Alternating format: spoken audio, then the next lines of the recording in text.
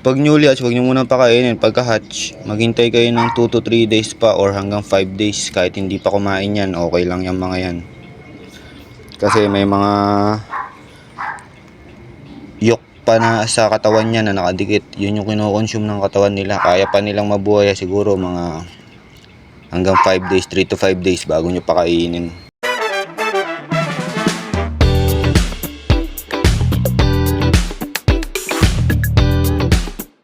Yun good morning, feeding ulit tayo ng mga fry guys Eto, pakain tayo. Marami nagtatanong kung ano daw ang pwedeng ipakain pag sa newly hatch na beta fry. Pag newly hatch, huwag nyo munang pakainin. Pagka hatch, maghintay kayo ng 2 to 3 days pa or hanggang 5 days. Kahit hindi pa kumain yan, okay lang yung mga yan. Kasi may mga yolk pa na sa katawan niya na nakadikit. Yun yung kinokonsume ng katawan nila. Kaya pa nilang mabuhay siguro mga hanggang 5 days, 3 to 5 days bago nyo pakainin. Para healthy na sila nun. So yun, magpapakain tayo konti lang, ganito lang Kunyari, ayan. Ito lang papakain ko. Marami pa nga ito Hindi ko ilalahat. Yan lang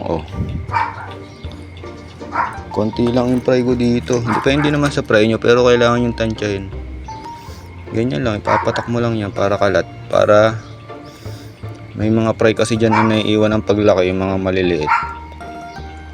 Yun yung mga hindi nakakakain sa mga sulok-sulok kasi lagi silang nasa sulok. Kasi nabubuli sila nung mga malalaki. Kaya kailangan kalat na kalat yung pakain natin. Last. Yun, ganyan lang, konti lang.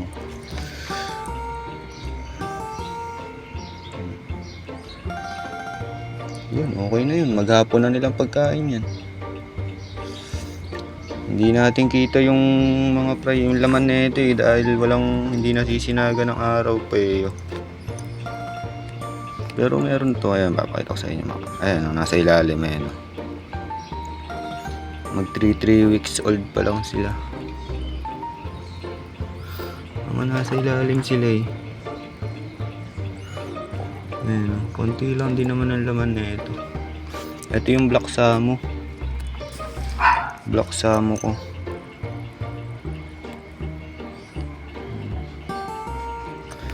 Ganyan lang magpakain, unti-unti lang.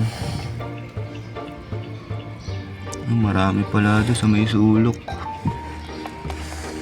Unti-unti lang, saktong-sakto lang talaga para hindi dumudumi yung tubig. Ilang beses na ako nag-fill dahil sa sa water quality.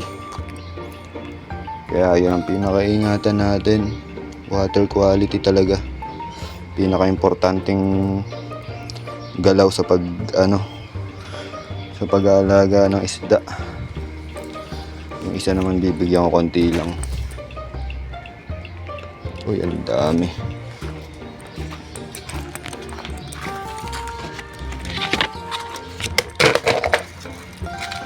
Konti lang naman ito Mga wala pang nasa 20 to. Ay hindi, mga nasa 20 naman pero hindi alalagpas ng 50 to.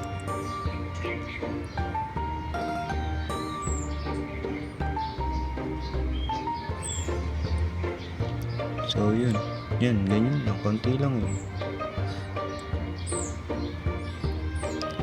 Makakain lang sila ng 2 to 3 brine shrimp.